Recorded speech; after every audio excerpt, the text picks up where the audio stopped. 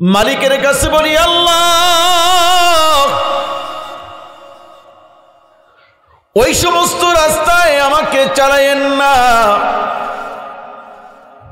যেই রাস্তায় চইলা মানুষ গোমরাহ হয়ে গেছে। যারা গোমরাহ হয়ে গেছে তাদের পথে চলতে চাই না। মালিক, যারা আপনার মুনআম বান্দা হয়ে গেছে, যারা আপনার পুরস্কৃত বান্দা হয়ে গেছে, তাদের পথে আপনি আমাকে চালান।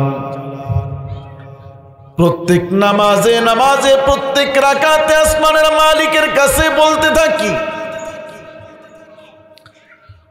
আপনি আমি বুঝি না জানি না বিদায়ে অনুভব করতে পারি না, কিন্তু এমনও চাওয়া প্রত্যেকটা বান্দা প্রত্যেক রাকাতে রাকাতে বলতে থাকে, আল্লাহ দেশের এই দুর্যোগময় পরিবেশ যেখানে ঈমান রক্ষা করা খুব কঠিন, এমনও পরিবেশে আল্লাহ আপনি আমাকে ঈমানের হালতে চালান, আপনি আমাকে মুস্তাকিমের উপরে চালান, মুনআম বান্দা আপনি আমাকে বানান। দুনিয়ার মধ্যে আল্লাহ তাআলা চার কিসিমের মানুষকে পুরস্কৃত করেছেন। চার কিসিমের মানুষকে আল্লাহ মুনআম বান্দা বানাইছে।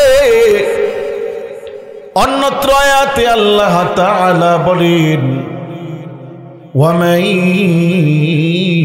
يُطِعِ اللَّهَ وَالرَّسُولَ وَمَن يُطِعِ اللَّهَ وَالرَّسُولَ فَأُولَئِكَ مَعَ الَّذِينَ أَنْعَمَ اللَّهُ عَلَيْهِمْ مِنَ النَّبِيِّينَ।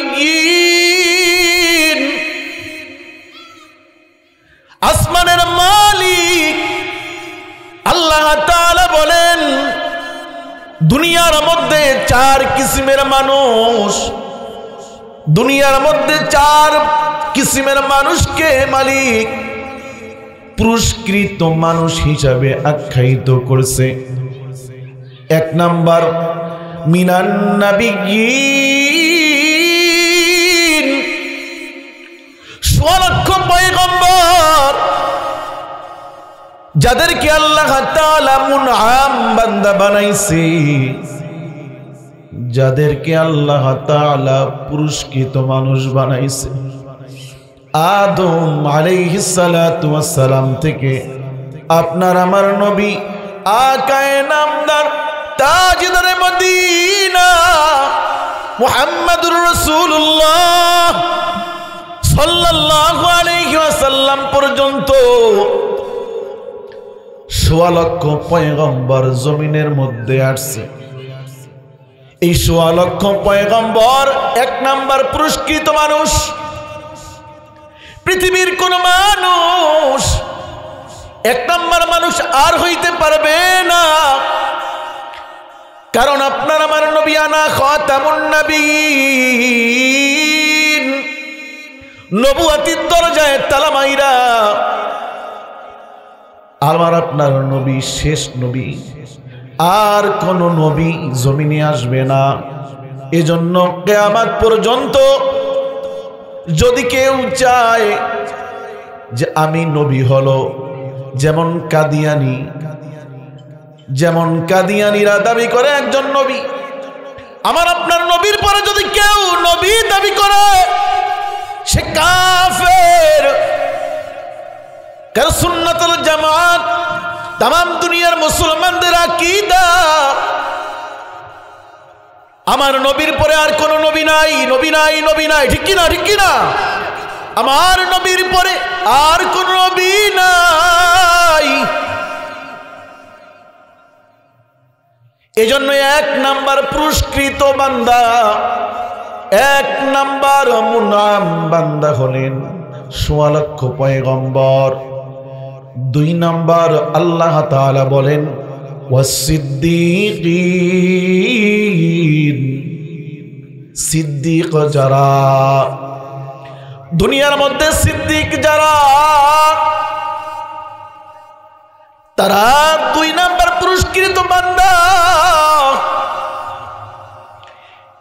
সিদ্দিকদের প্রধান হলেন আবু বকর সিদ্দিক। কিয়ামতের দিন আল্লাহর নবী সাল্লাল্লাহু আলাইহি ওয়াসাল্লাম নবীদের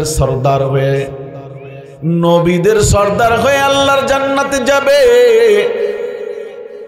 কিয়ামতের দিন 2 নাম্বার সিদ্দিক আকবরের সঙ্গে কোটি কোটি মানুষ যারা আল্লাহ তাআলার কাছে যাবে। আসমানের মালিক প্রশ্ন করবে, তোমরা কোন দল, তোমরা কোন দল? সিদ্দিক যারা বলবে আমরা সিদ্দিকদের দল। দুনিয়ার মধ্যে সত্য কথা বলেছি, সত্য পথে চলেছি, সত্যের উপরে অটল অবিচল ছিলাম, কখনোই মিথ্যার কাছে মাথা নত করি নাই। এই সিদ্দিকদের দল সর্দার আবু বকর সিদ্দিকের নেতৃত্বে কোটি কোটি মানুষ আল্লাহ তাআলার সামনে দাঁড়াবে। মালিক বলবে, কোন দল তোমরা? সবাই বলবে আমরা সিদ্দিক। আল্লাহ বলবে, যাও যাও, তোমরা বিনা হিসাব জান্নাতি। সমস্ত মানুষগুলো আল্লাহর জান্নাতে চলে যাবে। সুবহানাল্লাহ। 3 নাম্বার হলে আশ-শুহাদা,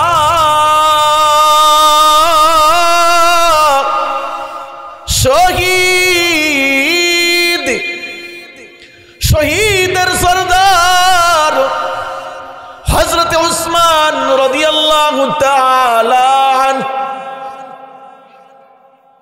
কিয়ামত পর্যন্ত যত শহীদ, সমস্ত শহীদরা আল্লাহর সামনে দাঁড়াবে। যুদ্ধের ময়দানে দ্বীনের জন্য যারা শহীদ হয়ে গেছে, ইসলামের জন্য যারা শহীদ হয়ে গেছে,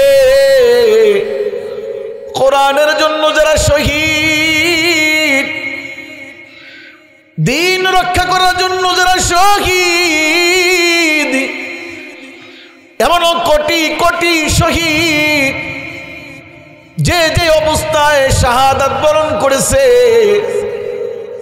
সমস্ত শহীদেরা আল্লাহ তাআলার সামনে দাঁড়াবে।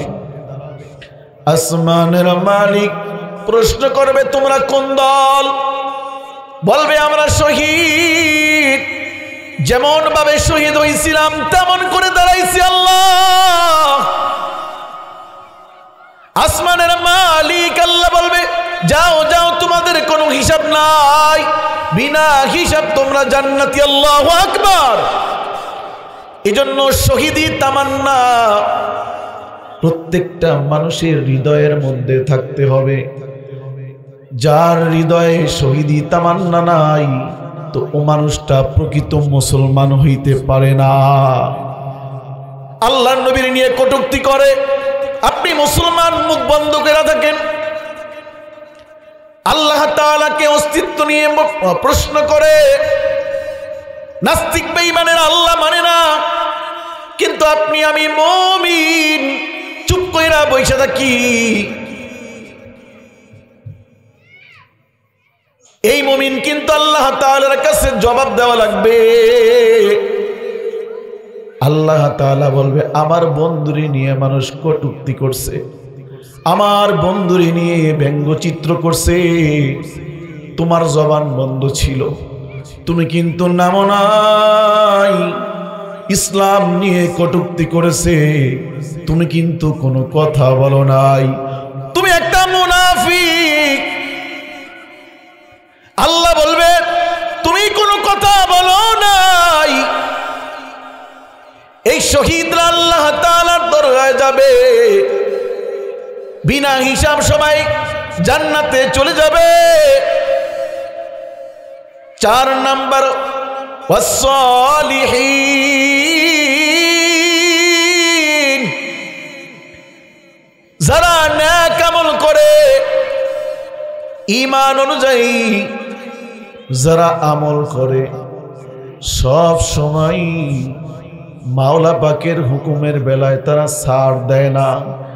যখনই আজান হয়ে যায় আল্লাহর বান্দা আজানের সঙ্গে সঙ্গে মসজিদে চলে যায়। যখন এই মালিকের গোলামি চলে আসে বান্দার গলে থাকে না, বান্দা আল্লাহর গোলামি করার জন্য চইলা যায়। এই যে মাহফিলের প্যান্ডেল, যার কানের মধ্যে মাহফিলের আওয়াজ চলে গেছে ও বান্দা ঘরে আর থাকতে পারে না, বান্দা ওয়াজের প্যান্ডেলে চইলা আসে। কারণ হেদায়েত দেওয়ার মালিককে, জোরে বলেন মালিককে। আরে এই আওয়াজ কি লেগে, জোরে বলেন হেদায়েত দেওয়ার মালিককে, আর জোরে বলেন হেদায়েত দেওয়ার মালিককে। আল্লাহ যদি হেদায়েত না দেয় কেউ হেদায়েত প্রাপ্ত হইতে পারে না। এই জন্য যারা হেদায়েত প্রাপ্ত হবে, যারা হেদায়েতি মানুষ হবে তারা তো এখানে চলে আসবে, আল্লাহ তাআলার মোহাব্বতে চলে আসবে। এজন্য আসমানের মালিক বলে আল্লাহ তাআলার কাছে চাইতে হয়, আল্লাহ আপনি আমার 3 কিসিমের মানুষ হিসাবে কবুল করেন। কারণ কোন মানুষ নবী হইতে পারবে না, সিদ্দিকের রাস্তা খোলা, ইচ্ছে করলেই কোন মানুষ সিদ্দিক হইবার পারে। শহীদের দরজা খোলা, ইচ্ছে করলেই কোন মানুষ শহীদ হইতে পারবে। সালিহিনের দরজা খোলা, ইচ্ছে করলেই কোন মানুষ নেক আমল কইরা আল্লাহ তাআলার পেয়ারা হয়ে যাইতে পারে। এজন্য আসমানের মালিক বলে ও আমার বান্দা সব সময় কদম কদম চলবা আমার শরণে শরণে, সব সময় আমি আল্লাহকে ভয় করবা, আমি আল্লাহকে ছাড়া আর কিছুকেই ভয় করবা না। যে মানুষটা আমাকে ভয় করে, যে মানুষটা আমাকে মোহাব্বত করে, যে মানুষটা আল্লাহ তাআলাকে বন্ধু বানায়া নেয় তার লয় নাই, তার ক্ষয় নাই। আল্লাহকে যে বন্ধু বানায়া নেয়, সাহায্য আল্লাহ তাআলা কুদরতি হাত দিয়া করে। আল্লাহু আকবার। দুনিয়ার কোন মানুষ বন্ধু বানাইলে সাহায্য করে না। আল্লাহ বলে আমাকে যদি কেউ বন্ধু বানায় নেয় ও মানুষটার লয় নাই, ক্ষয় নাই। আমি আল্লাহ তার কুদরতি হাত দিয়া হেফাজত করি। ইয়ামান থেকে একজন মানুষ, বয়োবৃদ্ধ মানুষ মক্কার বাজারে আসছে। ইয়ামান থেকে মক্কার বাজারে মার্কেট করেছে সন্তানের জন্য। ইয়াকুত পাথর দ্বারা, স্বর্ণের দ্বারা একটা হার কিনছে, কোটি টাকার হার। তাওয়াফ কইরা লাল ব্যাগের মধ্যে কইরা কোটি টাকার হার নিয়ে রাস্তায় হাঁটতেছে। ইয়ামানের বয়োবৃদ্ধ মানুষ কদম কদম চলে, হঠাৎ করে তার ব্যাগ থেকে নিজের হার হারিয়ে গেছে। ওই মক্কা নগরীতে একজন মানুষ ছিল যার নাম কাজী আবু বকর। নওজোয়ান একজন যুবক রাস্তা দিয়া হাঁটতে হাঁটতে দেখে একটা ব্যাগ পাওয়া গেছে। হাতের মধ্যে নিয়ে দেখে ব্যাগের মধ্যে দামি একটা গলার হার দেখা যায়। যেই গলার হারের মধ্যে কোটি টাকার ইয়াকুত পাথর, হীরা জহর মণিমুক্তা দিয়া হার বানানো। কাজী আবু বকর যার ঘরে 3 দিন পর্যন্ত খাবার নাই। মক্কার বাজারে দুর্ভিক্ষ লাগছে, মানুষের ঘরে খাবার নাই। এমন সময় মক্কার বাজারে কোটি টাকার হার কুড়ায় পাইছে। কাজী আবু বকর এই হারটা সংগ্রহ কইরা নিজের বাড়িতে নিয়ে গেছে। নিজের বাড়িতে নিয়ে সিন্দুকের মধ্যে আটকায় রাখছে। এইবার মক্কার বাজারে ঘুরতেছে ঘুরতেছে, হঠাৎ করে দেখে উঁচু জায়গায় বুড়া এক মানুষ দাঁড়ায়া ঘোষণা করতেছে, ও মক্কার বাজারের মানুষ, ও নবীর দেশের মানুষ, আমার একটা দামি ব্যাগ হারায় গেছে। যদি তোমরা আমার ব্যাগ সন্ধান দিতে পারো, যদি কেউ তোমরা আমার ব্যাগের সন্ধান দিতে পারো, তবে পুরস্কার হিসাবে 500 স্বর্ণ মুদ্রা তোমাদেরকে দেওয়া হবে। ঘোষণা কইরা দিছে। এমন সময় কাজী আবু বকর হাঁটতে হাঁটতে গিয়া বয়োবৃদ্ধর হাতটা ধরছে, ধইরা বলে, বাবারে আসেন, আপনি আমার সঙ্গে আসেন। দুর্ভিক্ষের সময় 1 দিরহাম, একটা স্বর্ণ মুদ্রা অনেক দামি। কাজী আবু বকর বয়োবৃদ্ধর হাতটা ধইলা বগল তলায় নিয়ে হাঁটতে হাঁটতে নিজের বাড়িতে চলে গেছে। নিজের বাড়িতে গিয়ে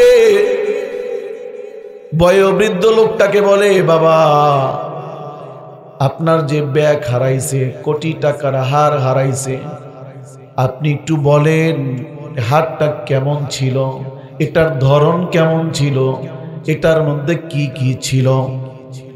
বয়োবৃদ্ধ লোকটা বলে, বাবা মখমলের কাপড় পেঁচানো একটা হার, এতটা একুত পাথর, এতটা স্বর্ণ মুদ্রা, এতগুলো দামি দামি হীরা জহর দিয়া কোটি টাকার এক হার ছিল, যেটা মক্কার বাজারে হারায় গেছে। বয়োবৃদ্ধর বলা আর যে হার ছিল এটা মিলে গেছে। কাজী আবু বকর সিন্দুক থেকে হারটা বাহির করে আনছে। হারটা বাহির করে বলে, এই যে নেন বাবা আপনার হার, আপনি ফেরত নেন। বয়োবৃদ্ধ লোক 500 স্বর্ণ মুদ্রা পুরস্কার ঘোষণা করছে। ওই 500 স্বর্ণ মুদ্রা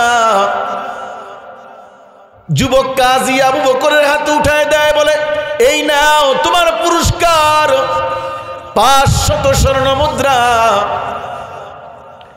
যুবক বলে, কাজী আবু বকর বলে, বাবা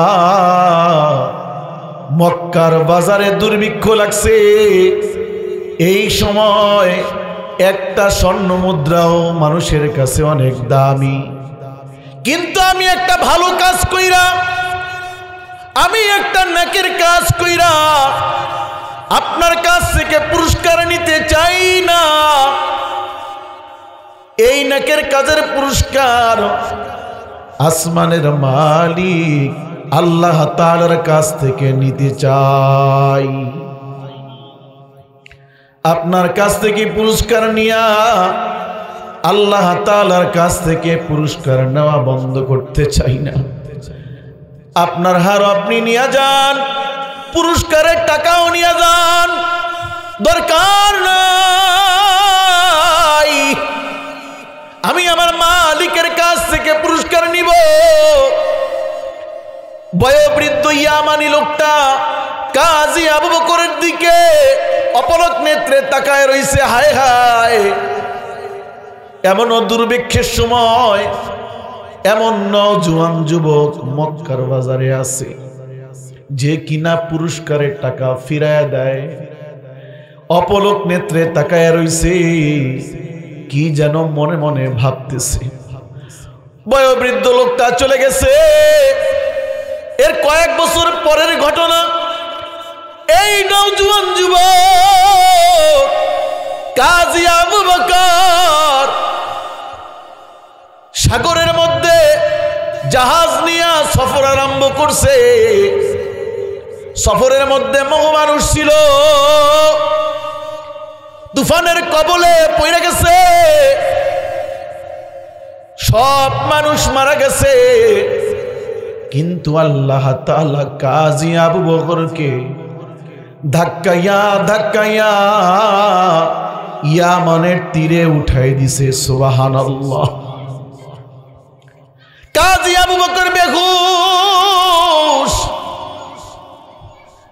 আল্লাহর যে হয়ে যায়, মালিক তার হয়ে যায়। আল্লাহর প্রেম যার মধ্যে চলে আসে, তার লয় নাই ক্ষয় নাই, তার হেফাজতকারী আল্লাহ নিজের জিম্মায় নিয়ে নেয়। আল্লাহু আকবার। কাজী আবু বকরকে আল্লাহ তাআলা তুফানের কবল থেকে বাঁচাইয়া ধাক্কাইয়া ধাক্কাইয়া নদীর তীরে উঠাই দিছে। চোখ মেলে তাকায়া দেখে মসজিদের মিনার দেখা যায়। দৌড় দিয়া মসজিদে চলে গেছে কাজী আবু বকর। মসজিদে গিয়ে আল্লাহ তাআলার কাছে শুকরিয়ার নামাজে দাঁড়ায় গেছে। এত বড় বিপদ থেকে আল্লাহ তাআলা বাঁচায়া দিছে। জোরে জোরে কোরআন তেলাওয়াত করা আরম্ভ করছে নামাজের মধ্যে। এত জোরে জোরে তেলাওয়াত করছে, নদীর পাড়ের সমস্ত মানুষ মসজিদের সামনে জড়ো হয়ে গেছে। কে আসলো আমাদের মসজিদে? কে? সবাই মসজিদের সামনে চলে আসছে। কাজী আবু বকর শুকরিয়ার নামাজ শেষ কইরা ডানে বামে সালাম ফিরায়া দেখে কত মানুষ মসজিদের সামনে দাঁড়ায় রয়েছে। সবাই প্রশ্ন করে, বাবা তুমি কে? কোথা থেকে আসলা? কই তোমার বাড়ি? কই তোমার ঘর? কেমন করে তুমি এখানে আসলা? কাজী আবু বকর বলে, আমার বাড়ি মক্কায়, আমি সাগরে সফর করা আরম্ভ করেছিলাম, তুফানের কবলে পইরা জাহাজ ডুবে গেছে, সমস্ত মানুষগুলো মারা গেছে, কিন্তু আমাকে আল্লাহ তাআলা এই সাগরের কিনারায় উঠাই দিছে। আমি শুকরিয়ার নামাজ আদায় করেছি। গ্রামের মানুষেরা বলে, তুমি তো নিজে নিজে আসো নাই, আল্লাহ তাআলা তোমাকে আমাদের জন্য পাঠায়া দিছে। কারণ কয়েকদিন আগে আমাদের মসজিদের ইমাম মারা গেছে, আমরা ইমাম শূন্য, আমাদের মধ্যে কোনো আলেম নাই, আমাদের মধ্যে কোনো হাফিজ নাই, আমাদেরকে দ্বীন শিক্ষা দেওয়ার মতো কেউ নাই। তোমাকে মক্কার থেকে আল্লাহ তাআলা সাগরের মধ্যে ভাসাইয়া ভাসাইয়া পাঠাইয়া দিছে। আল্লাহ যখন পাঠাইয়া দিছে, বাবা তুমি আমাদের মসজিদে ইমামতি করো আর আমাদের সন্তানকে তুমি কোরআন শিক্ষা দাও। কাজী আবু বকর বলে, রাজি হয়ে গেলাম। কয়েকদিন পরে বলে, আপনি আমাদের ইমাম, আপনার দায়িত্ব আমাদের, আপনাকে আমরা বিবাহ করাইতে চাই। আমাদের সমাজের মধ্যে একটা মেয়ে আছে, অত্যন্ত আবেদা, অত্যন্ত সালিহা, অত্যন্ত জহরা, এক বাবার একটাই কন্যা সন্তান, অত্যন্ত আবেদা। আপনি যদি রাজি হন তো আপনার সঙ্গে বিবাহ বন্ধনে আবদ্ধ করায় দেই। তার বাপ নাই, মা নাই, সে একা। কাজী আবু বকর বলে, বিবাহ যেহেতু করাই লাগবে, রাজি হয়ে গেলাম। কাজী আবু বকর বিবাহের জন্য রাজি হয়ে গেছে। সবাই মিলে মসজিদে বিবাহ করায় দিছে। এবার স্বামী স্ত্রী একই জায়গার মধ্যে চলে আসছে। কাজী আবু বকর স্ত্রীর চেহারার দিকে তাকায় না, স্ত্রীর গলার দিকে তাকায় রইছে। গলার মধ্যে তাকায় দেখে একটা দামি হার দেখা যায়। কাজী আবু বকরের বিবি বলে, হায় হায়, ইমাম দেখা বিবাহ করলাম, কিন্তু তার তো আমার দিকে নজর নাই, তার নজর আমার স্বর্ণের দিকে। এমন কথা শুই না কাজী আবু বকর বলে, বিবি রে, তুমি আমার প্রতি বদগুমানি কইরো না, আমার প্রতি তুমি খারাপ ধারণা নিও না। সত্য সত্যই আমি তোমার গলার হারের দিকে তাকায় রইছি। আমার কেন যেন মনে হয় এমন একটা হার আমি মক্কার বাজারে কুড়ায় পাইছিলাম। আর ইয়া মনে রাখবো, বৃদ্ধ মানুষ আমাকে 500 স্বর্ণ মুদ্রা পুরস্কারের ঘোষণা করেছিল। আমি আল্লাহ তাআলার কাছ থেকে পুরস্কার নিব বিদায় তার পুরস্কার গ্রহণ করি নাই। আমার মনে হয় এমনই একটা হার আমি মক্কার বাজারে পাইছিলাম। বিবি এবার স্বামীর গলা জড়ায় ধরিয়া অজরে কান্না আরম্ভ করছে। স্বামী রে, ও গো স্বামী, আপনি কি সেই মহাপুরুষ যার ব্যাপারে আমার বাবা আমার কাছে কান্না কইরা বলছিল, মারে মক্কার বাজারে আমার এই হারটা হারায় গেছিল? এই হারটা মক্কার বাজারের এক যুবক পাইছিল। এমনই একটা জান্নাতি মানুষ, মক্কার দুর্ভিক্ষ সময় আমি তারে 500 স্বর্ণ মুদ্রা ঘোষণা করেছিলাম। সে 500 স্বর্ণ মুদ্রা নেয় নাই, সে আল্লাহর কাছ থেকে পুরস্কার নেবে বিদায়। মারে,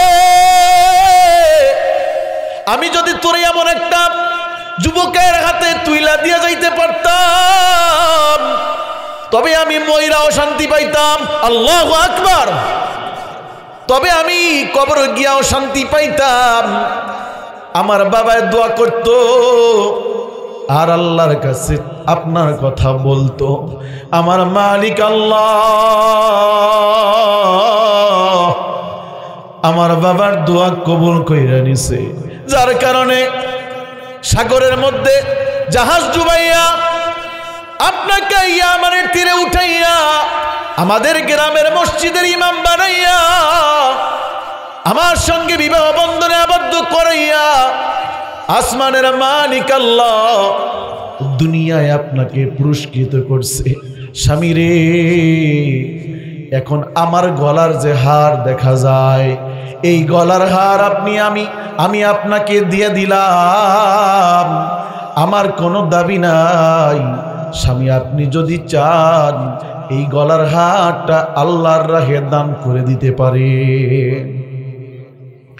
এজন্য বাবা, যে মানুষ আল্লাহর হয়ে যায়, যে মানুষ আল্লাহর প্রেমে পাগল হয়ে যায়, যে মানুষ আল্লাহ তাআলার গোলাম হয়ে যায়, ওই মানুষের কোনো বিপদ রয় না, ওই মানুষের কোনো ক্ষয় নাই, ওই মানুষের কোনো শেষ নাই, ওই মানুষের কোনো সমস্যা